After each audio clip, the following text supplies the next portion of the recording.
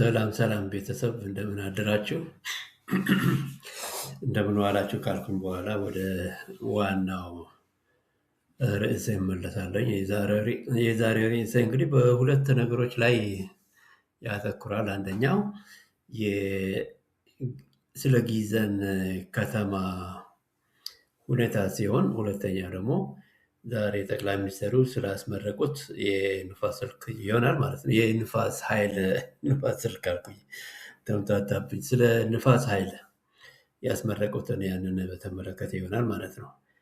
እና የመጀመሪያ ርዕስ የሚሆነው እንግዲህ የጊዘን ከተማ የሚገኘው በሱዳን ጠረፍ በኢትዮጵያ በኩል ማለት ነው።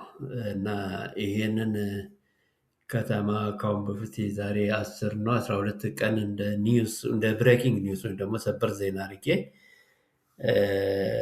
አማጽያኑ በቁጥጥር ስር አውለዋል የሚል ዜና አቅርቤ ነበር። እና አሁን ያ ከተማ በሚያሳዝን ሁኔታ ይገርማቸዋል። በአንድ በኩል የኤስኤኤፍ የሱዳኑ መንግስት ሲሆን፣ በሌላ በኩል አርኤስኤፍ እና ኤስፒኤልኤም ኖርዝ ነው አንድ ላይ ሆነው እየተፋለሙ ያሉት። እና ከተማዋ ትንሽ ናት፣ ብዙም ትልቅ አትባልም፣ ግን ስትራቴጂክ ከተማ ናት።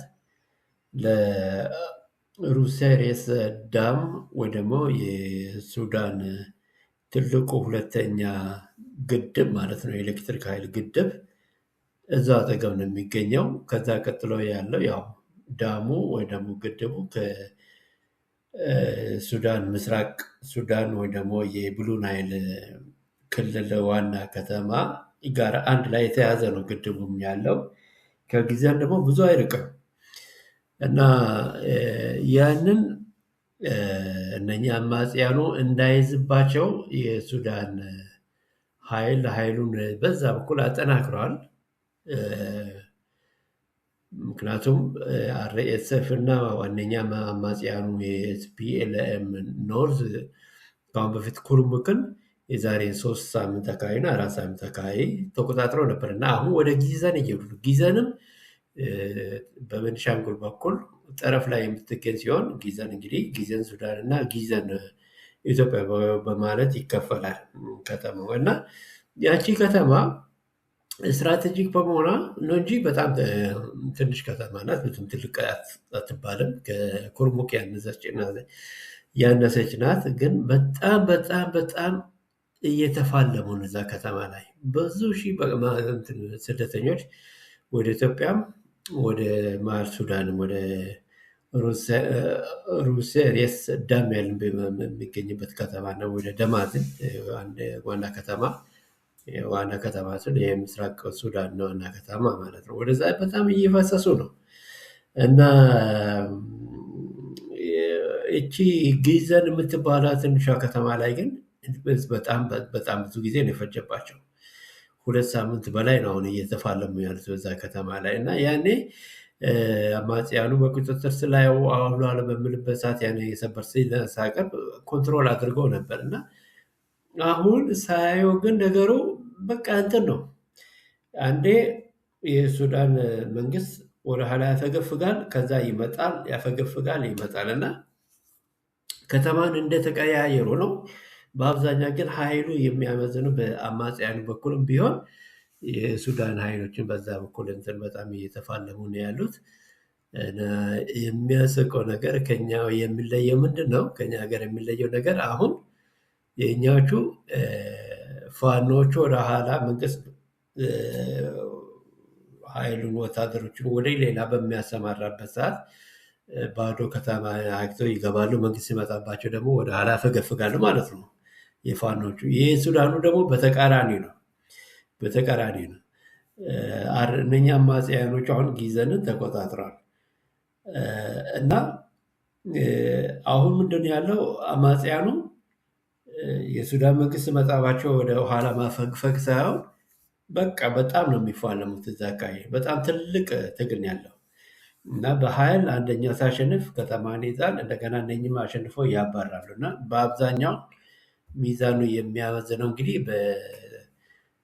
አማጽያኑ በኩል ነው እና በጣም እንደዛ የቦታውን እየተቀያየሩ ከኛ ጋር ማነጻጸር አይቻልም። እነኚህ ሁለቱ አንድ ላይ ይዘው ለማስተዳደር ነው የሚታገሉት። የኛዎቹ ግን የኛ ወታደር ሲወጣ ፋኖቹ ባዶ ከተማ ገጠርም ሲያገኙ ይገባሉ። መንግስት ሲመጣባቸው ይሸሻሉ። እና እዛ ግን እንደዛ አይደለም። መሸሽ መመንትን ያለ ሳይሆን ፊልሚያ ነው። በቃ ትልቅ ትልቅ ፊልሚያ ነው አሁን ጊዘን ላይ እየተካሄደ ያለው እና እስካሁን ድረስ እንግዲህ ቦታውን እየተቀያየሩ ነው እና በዛ መሀል እንግዲህ የሚያልቀውን ሰዎችም መገመት አያዳግትም እና ይሄ ነገር ለማወቅም አስቸጋሪ ነው። ለሰበር ዜናም አስቸጋሪ ነው እና ባለፈው ጊዜ ይቅርታ ጠይቃለሁ። ይቅርታም ሳይሆን ሆኖም ነው እንትን ያደረኩት። ተቆጣጥረውት ነበር፣ ያንን ጊዜን ተቆጣጥረው ነበር። ግን የሚቆዩ እንደ ኩርሙክ ይዘው እንዳቆዩት ወይም ይዘው እንደሚያስተዳድሩት ጊዜንም እንደዛ ይዘው ያስተዳድራሉ የሚል ግምት ነበረኝ። ግን አሁን ስታይ በጣም እየተቀያየሩበት ነው ቦታውን ያሉት። እንግዲህ ለወደፊቱ ሙሉ በሙሉ አንደኛው ሲቆጣጠር በሰበር ዜና እንመጣለን ማለት ነው እና ለአሁኑ ግን ሁኔታው ጊዘን ከተማ በዚህ አይነት ሁኔታ ነው ያለው። በጣም ጠዋትና ቀን ጠዋት ወይ አንዱ ይዛል፣ ሌላ ከሰዓት ደግሞ እንደገና ያኛው ይዛል፣ እንደገና በነጋታው ደግሞ ያኛው በቃ እየተቀያየረ ነው እና እስካሁን ድረስ አልወጣለትም፣ አልለየለትም። አስተማማኝ በሆነ መንገድ ጊዘን እስካሁን ድረስ አልተያዘችም። በጣም ትልቅ ውጊያ ያለቀ ነው፣ ሰው ያለቀ ነው። ነፍስ ይማር ነው የምለው። እንግዲህ ሁሉም የእግዚአብሔር ፍጥረታት ናቸው። ይህ ሁሉ በሰላም እንትን ቢያደርጉ ከኛም ጋር ሱዳንም ተስማምታ አማጺዎቹም ከእነሱ ጋር ተስማምቶ እንደዛ ቢያደርጉ ሪሊ ምስራቅ አፍሪካ እንደ ኢሮፕ ይሆን ነበር ብዬ ገምታለሁ። ግን ጸሎት ነው እንግዲህ እግዚአብሔር ረዳቸው ነው ብለ በማንኛውም በኩል የሚሞተውን ሰው አዝናለኝ። የእግዚአብሔር ፍጡር እንደዛ በመሆኑ እንግዲህ እግዚአብሔር ይቅር በላቸው ልቦና ስጣቸው ነው ብለው እና ወደ ዋናው ቢመለሱ በጣም ደስታን አልችልም። ለኢትዮጵያም ጥሩ ነው የሚሆነው። አባይ ዳብም ቅርበትም ስላለው በዛ አካባቢ ያለውን ነገር ሰላም ቢሆን ይመረጣል። በቤኒሻንጉል ውስጥ ብዙ ልማቶች አሁን እየተሰሩ ነው። ለዛም እንግዲህ የወርቅ ማዕድን ከምስራቅ አፍሪካ ትልቁ የወርቅ ፋብሪካ እዛው ጠረፉ አካባቢ ነው ያለው፣ በአሶሳና በኩርሙክ መሀል ወይም ደግሞ በአሶሳና በጊዜ መሀል አካባቢ ነው ያለው። በጣም ትልቅ ግዙፍ ፋብሪካ ነው። ምናልባት ከ2 እና ከ3 ወር በኋላ ይመረቃል ተብሎ ይገመታል። እንግዲህ ከኢትዮጵያ እና ከምስራቅ አፍሪካ ትልቁ ፋብሪካ ነው ያ ፋብሪካ እና ይህን ካልኩኝ በኋላ ወደ ሌላው ርዕስ ደግሞ እመለሳለሁ። በዛሬው ዕለት እንግዲህ ጠቅላይ ሚኒስትሩ የአሰላ የንፋስ ኃይልን ሲያስመርቁ ነበር እና ያ የንፋስ ኃይል ብዙ ገንዘብ ነው የጨረሰው። ወደ 100 ምናምን ሚሊዮን ዩሮ ነው የጨረሰው እና እዚህ ላይ አንዳንድ የማስቀው ነገርም አለ። እዛ ንፋስ ኃይሉን በተመለከተ 100 ሜጋዋት ሲባል ምን ማለት ነው የምለውን በምሳሌ ካልተናገሩ አንደርስታንድ ለማድረግ ይገብራል። ምክንያቱም በአሁኑ ጄኔሬሽን 100 ሜጋባይትን እንደ ቀላል አድርገው ሊገምቱ ይችላሉ። ምናልባት ለአንድ ከተማ ይሞላ ሊሆን ይችላል 100 ሜጋዋት ትንሽ ኃይል ሊመስል ይችላል። ነገር ግን ይቺ 100 ሜጋዋት በደርግ ጊዜ በምናይበት ሰዓት ከአዲስ አበባ ጨምሮ ኦልሞስት እስከ 10 ከተማዎችን ወይ ከ10 እስከ 20 የሚያክሉ ከተማዎችን ሊያዳርስ ይችላል 100 ሜጋዋት። አሁን ግን 100 ሜጋዋቱ አንድ ከተማ ማዳረስ አይችልም። ያ ወይ አንድ ከተማ ሊሆን ይችላል ወይ ከዛ በታች እንደዛ ሊሆን ይችላል። 100 ሜጋዋት ትንሽ ናት አሁን በአሁኑ ሰዓት ማለት ነው። ያ ምክንያቱም ለምንድን ነው? በደርግ ጊዜ ብዙ ፋብሪካዎች ኢንዱስትሪዎች ስለሌሉ የቤት መብራት ምናምን ስለሆነ እስከ 20-30 ከተማም ሊያዳርስ ይችላል ይሄ 100 ሜጋዋት። በአሁኑ ሰዓት ግን በእያንዳንዱ ከተማ ላይ ኢንዱስትሪ ፓርኮችም አሉ፣ ብዙ ፋብሪካዎችም ተቋቁሟል። አንዱ ኢንዱስትሪ ራሱ እስከ 30 10 20 ሜጋዋት ሊጨርስ ይችላል እና ለአንድ ከተማም ላይ በቃ ይችላል በአሁኑ ሰዓት ያ 100 ሜጋዋት ማለት ነው። ከደርግ ጋር ስናነጻጽር ነው ትልቅ መሆኑን የሚታየን እንጂ በአሁኑ የኢትዮጵያ እድገት ደረጃ ላይ ትንሽ ነው ብሎ መገመት ይቻላል። አሁን ይህ 100 ሜጋዋት ማለት ኤርትራ ውስጥ አንድ ይሄ 100 ሜጋዋት በአሰብ ቢያገኙ ኤርትራ ሙሉ በሙሉ ሊያበራ ይችላል። ኤርትራ ውስጥ ያሉትን ከተማዎችን በሙሉ ምክንያቱም ይህ 100 ሜጋዋት ኤርትራ ውስጥ ምንም ኢንዱስትሪ ስለሌለ የቤት መብራት ብቻ ስለሆነ ብዙ ከተማዎችን ሊያዳርስ ይችላል።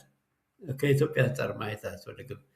አትሊስት 100 ሜጋዋት 150 ቢወስዱ 200 ወስደው አሰብን እንደዛ ቢሰጡን እና ድርድር እስከ 150 ወስደው እንትን በዛ ቢቀያየሩ በጣም ሁለቱም ይጠቀማሉ ብዬ ገምታለኝ። እና እቺ 100 ሜጋዋት ትንሽ ናት ብለው እንዴት አንድ ጠቅላይ ሚኒስትር ሄደው ይጎበኛል የሚል ሰው ሊኖር ይችላል። እንደዛ የሚያስብ የሚገምት ሊኖር ይችላል። ግን በጣም ትልቅ ነው 100 ሜጋዋት ማለት።